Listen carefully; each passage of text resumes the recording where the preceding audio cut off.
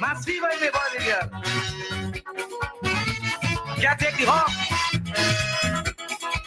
Listen all day, every day on your favorite streaming platform. The clean and fresh sound. Activated Mornings on WEFM 99.9 is on now.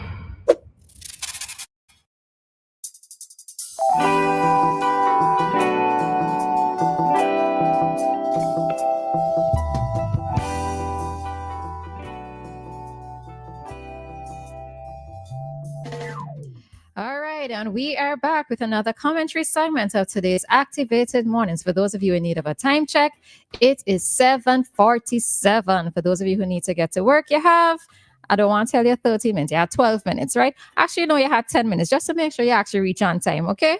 So for those of you who have to reach in for 8:30, you still have some time, all right? You still have some time. Well, it depends on where you're there. But which is true. You know, when people call you, you know, people lying. You know, somebody might call you and, you know, they're supposed to meet you in town. And where you there? At this sign here, whole time that they call you quiet, boy, you just catch them. You just know how to catch them. I know a particular person like that, and it is so upsetting.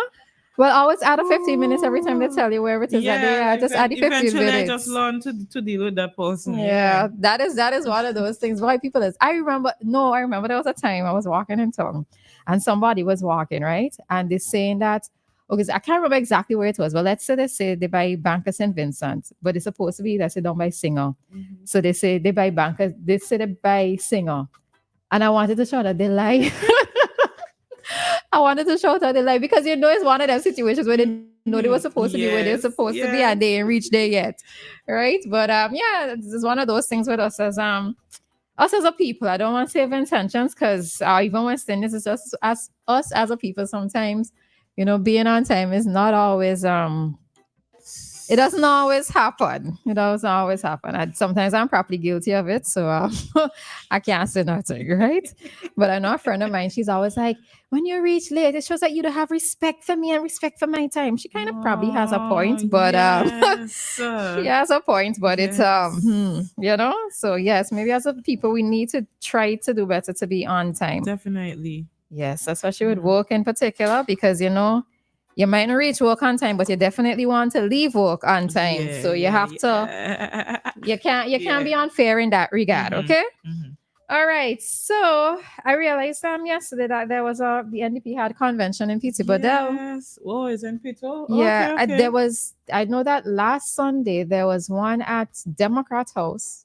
Mm-hmm. Right. There was one at Democrat House and then one in Peterborough. So I didn't get to look at it. I was listening to Isiat and I completely forgot that that they were having their convention. Otherwise I would have looked at it. I could always catch back on it. Mm-hmm. So I just noticed a few memes were going around. Well, two in particular. One with I miss them. One with Dr. Shallow. What? I know. I probably would reserve my comments and direct it directly to him, right? But yeah, there was one with Dr. Shallow, and I noticed another one where an excerpt where Dr. Friday was stating that one of the promises that's being made is that all public servants would get end-of-year bonuses and those as well on public assistance. So that is just one part. So I mean, I don't want to make it seem as if that was the highlight of what was said, because I would have to go and look at it. All right.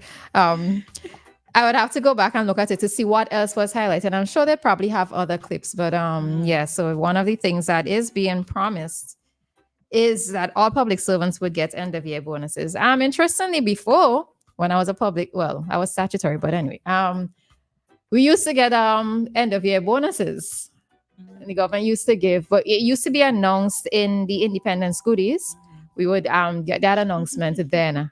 And I noticed after the referendum, the unsuccessful referendum, I just remember that year in particular where we did not get anything. We didn't get anything at all, you know, and I was like, but I left it alone. I left it alone. I just left it alone. So yeah, maybe it's an incentive. I know that Guyana last week stated that they were going to give, was it 200,000? Well, Guyanese dollars, of course, to all households in Guyana. And St. Kitts was going to do something else as well, but it's something similar. The barrel concession. Right. Something similar to ours, So different governments do have different ways of I just said thingy. Different governments do have different ways of, I suppose, I don't even sure to I'm not sure encouraging. I don't want, because I didn't want to use the word rewarding, because not everybody who gets a bonus necessarily deserves to get the bonus, right? Yeah. But of giving something, and it does help to boost the economy, because most people who get bonuses, they take that money and do something with it, right? They patronize, or they go to a store, or they buy something that they needed to buy with it. I mean, many persons, I'm not sure how many persons actually take the money and save it, because it's extra money that you could use for something else. So sometimes these bonuses do help to boost the economy and to help to boost businesses, something you've had your eye on for the longest while that you weren't able to afford. Now you might be able to afford in full, or you'll be able to use your salary plus the bonus to be able to afford what you want to buy. So, sometimes these little things, or these little incentives, or these little ways of encouragement do help to boost the economy in that regard. So, yeah, right? Yes, correct. I was going to say I don't know what I was going to say. It's probably about the previous topic. Somebody was talking about the convention. They said they watched it and it was amazing. I think that's it. That was it. Yeah, but I mean, when it comes to bonus, hello, I have something that I want to say now, but I can't say it on air yet. Yeah, you could probably talk about it off air. But the government, if you talk about it off air, I can bring it on air. I'm just joking, but anyway. Yeah, man, the governments they're working up. The time is approaching, so things are being put in place. Time is approaching in many places. What I was thinking of yesterday when the PM was here on Issue at Hand yesterday. And I said I probably need to go and get the 2001 manifesto. The ULP's manifesto from 2001. Just to tick off to see how many of the things that they said back then they actually completed within the close to 25 years. Because I'm sure, I don't know if in 2001 they thought that they were going to be in power for this long. And for me, like, a manifesto is really supposed to be maybe like a 5 to 10 year time frame. So how many of the things that they said at that point in time they have actually completed? Now, it's not necessary to say that I would hold everything against them. But certain things, all right? Because of course we have to look at the economic climate, etc., right? But I want to do that cross check, so I'd have to get my hands on one. All right, so quickly to jump into our topic. What's our topics for this time? The airline, get explain again. Right, so Sunrise, a new airline, is coming to SVG, and interestingly, it is coming on the 27th of October. All right, so Sunrise Airways will be coming here to SVG, and they have included our destination alongside Grenada and Guadeloupe. So the new SVG route will operate 4 times weekly, with flights originating in Antigua and offering seamless connections to Dominica, St. Kitts, and to St. Lucia. All right, so we have another airline coming to us here in SVG. I think now I can keep track, and that's a good thing. Right? Yes. I can't keep track of who all is here. I can't keep track of the direct destinations from Vinci to wherever.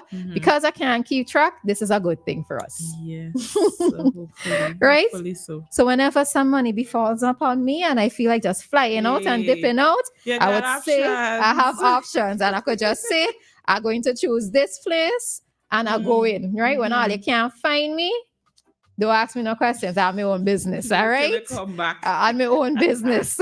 But just to be able to have direct flights to different countries, and it's not just English-speaking countries. There are flights to different countries of different languages. So I am always happy to see that, because one of the things is that all right, so no offense to people in England, Canada, and the US, right? But I tend to find that sometimes for those of us in the Caribbean think that to take a vacation, like these are the places that we have to go to. Yes, There might that be is true. That is true. transit points or in transit points, yes. But there are many other places that we can choose to go to, especially here in the Caribbean. Like I always tell people that I might quicker go to all the Caribbean islands first before New York, Canada, and England ever see me, right? Well, not New York, US, Canada, and England ever sees me, right? Because I just want to be able to explore my Caribbean first and then go outside. All the interesting, I probably reach Africa and Australia before I reach any of those other countries as well. Too. Australia too. Yeah. No, there's a place in Australia I really want to go to. So okay. So I'm happy that we do have new airlines coming on board, and it does speak well for our tourism industry, especially stay over tourists, because it's one thing to have people coming on cruise ships, but remember, cruise ship passengers don't spend as much because they're not necessarily staying over. All right, so we are happy to see this. Just anything you wanted to add? All right. I think something earlier, but I don't know. But anyways, I just wanted to say that I'm really happy to see that we're having these new airlines, great things for us. JetBlue, Liat, and now Sunrise. Okay, then Vinci, go on with yourself. And there is Win Air, I think. There's another one, Win Air. There's supposed to be one out of, I think it's Cuba. There's one, Conviasa of Venezuela. Of Venezuela, right. One of the Spanish-speaking countries. Okay. Yeah, I think it does. Yeah. All right. So before we jump out of this segment, we just have an update again for persons. Reading this from Loop News, popular hiking trail in Bequia remains closed after hurricane damage. All right, so the Princess Margaret Trail in Bequia will remain closed. Everybody open your ears. The Princess Margaret Trail in Bequia will remain closed until November as repairs continue following damage of Hurricane Beryl, with authorities warning about increasingly dangerous conditions and vandalism of safety notices. Action Bequia, which maintains the trail, reports that warning signs have been maliciously removed despite serious safety concerns, particularly among the inner section beneath unstable cliff faces. We were recently notified of a visitor who could have been injured or killed a few days ago when a piece of cliff above fell in front of him, the organization stated in a public notice. The closure primarily stems from hurricane damage to the trail's over water section, but officials are now equally concerned about people ignoring barriers and accessing dangerous areas under the cliff face. They state the trail is not in use in caps. It is closed in caps. For the safety of the community and anyone who attempts to break through the barriers, do so at their own risk. Action Bequia emphasized, adding that they bear no responsibility whatsoever for the reckless behavior of those who use the trail and remove the signs displayed there. All right, so restoration work is underway with authorities aiming to reopen the popular hiking trail by late November, pending completion of repairs to the damaged overwater section. All right, so for those of you who might be heading to Bequia and want to use the famous Princess Margaret Trail, please note that it is closed for repairs and they're hoping to have it reopened in November. All right. And if anybody chooses to venture, you do so at your own risk. How disappointing it is to see they said that persons are removing the signs. I just can't understand people sometimes. Why would people put signs there to let people know this is not in use, don't walk here, it's dangerous, and you just think, yeah boy, let me move this thing. Why would you do that? Why would you move something that is put there to keep people safe? I could never wrap my head around because some people walk on their common sense, right? Walk straight on the common sense. That's it. All right, so we are going to jump out at this segment. The time here in SVG 8 is 8:01. And our time check came to you with the compliments of New Haven Funeral Home.